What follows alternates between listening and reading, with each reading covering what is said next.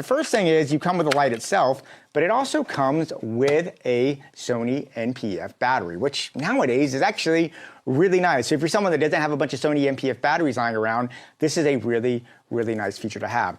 The other good thing about this NP-F battery, this is actually an NP-F 550 battery, and if you look on the back, it's got a little button there. If you click on that, it'll actually show you a light indicator of what you have, and check this out. It's got a USB-C connection here on the battery itself. So that means that you can charge this in a traditional Sony battery charger, but if you have a power brick or something like that with a USB-C, you can actually charge the battery on the run with a USB-C. So really cool innovation, and really nice that it comes here with the light. Didn't expect that to happen. Very cool. The other thing the light comes through that I think is really handy is it does come with this little cold shoe mount. It's kind of got a GoPro type sensibility, so you can tilt it backward and forward. But what's nice is not only does it have a threaded 1/4 inch on it, but it has this locking pin on there, which I'm going to show you in a minute why that's really important. But this really gives you a really good, sturdy, flexible mount that you need to do, and it's also got another 1/4 inch on the bottom, so you can put this on another Magic Arm or something like that if you need it. So really flexible components that you get in the light as it all kind of comes together. Now, as far as the build itself, this thing is largely plastic, and while it doesn't feel like it's super rugged, I wouldn't go throw this off the back of a truck or anything. The plastic does keep it very lightweight, which means this is something that would be really nice if you were going to pop this on a camera and wanted it living there, because it's got this extra size from it, gives you a softer light source, and it's not going to be this huge weight on the top of your camera. So I definitely think the plastic there plays into the strength of what this is, because it wants to keep it light and flexible. But my favorite thing about the design of this light is actually the size of it. It's about the size of like a Kindle reader, I guess, and I actually really like this because a lot of lights that kind of have this form factor are much smaller, like a deck of cards, like the Aperture MC. And I often find myself with those smaller kind of fill lights like this. I often need to put like 2 of them together because I often want a bigger spill of light than what I get. This comes with an automatically built-in bigger spread of light because the size is bigger, and I know I can use this for a fill light if I need to, or I could use this as a nice backlight to give me some accents I have, and it covers a wider area, so I need fewer lights to get the same level of area. It's also a really good design for vlogging, because as I said, this is very light, and as you can see, I can hold this up right there. This is only at about 30% power. It's very bright, and this light design gives me a bigger light source so I can get a nice fill light, and I can just run and gun. It's not gonna weigh my camera down.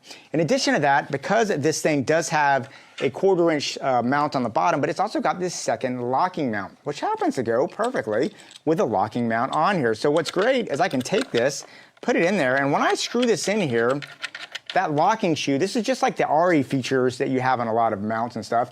This thing does not shift now. It really stays on there. So you know if you're running and gunning with this thing on your camera, that it's not going to twist and fall off. This thing is going to stay on there really well because it does have that second point of contact. Really nice design feature.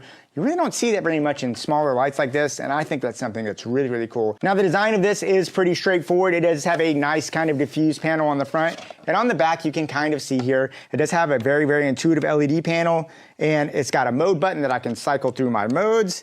And it's also got this really nice tactile dial. And what the dial does, it actually lets you can click on it to jump between settings, and then you can dial in and get exactly what you need, basically, to dial it in. So it's a really tactile, very comfortable. I think most of you could pick this up in about 2 minutes and have what you need. So a really well designed, simple light. You can see it does not have a very big footprint at all. It is very thin, even with this Sony battery on there. So you can put this in a lot of spaces and it's not going to get in the way. And if you're wondering about the output specs of this light, it is actually a 0 to 360 degree full color RGB light that has RGB and HSL, in addition to some color gels that are built in there.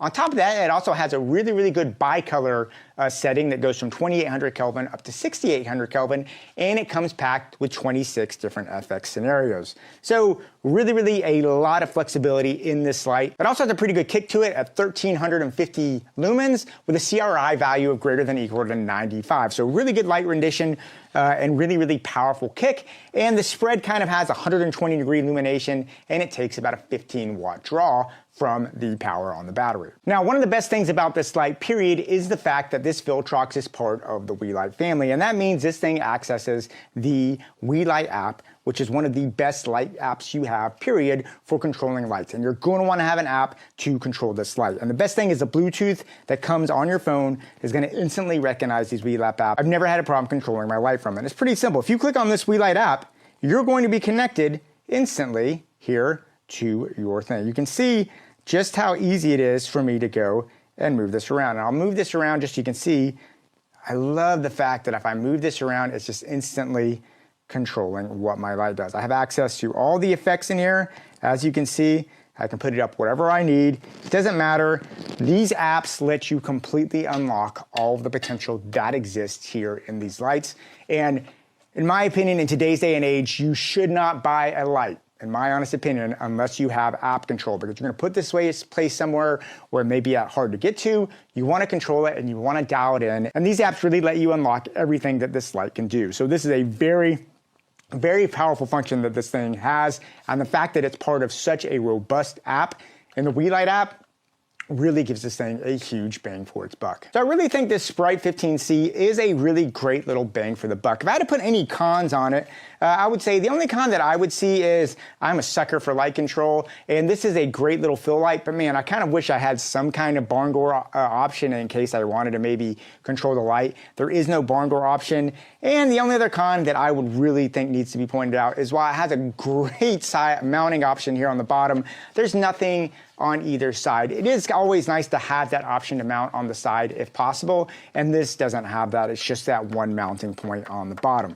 But that being said, I think that still works fine because the mounting on the bottom does have this cool little lock, which I think really makes it really valuable. So all things considered, if you're looking for a very affordable, practical, and powerful little fill light, this Sprite 15C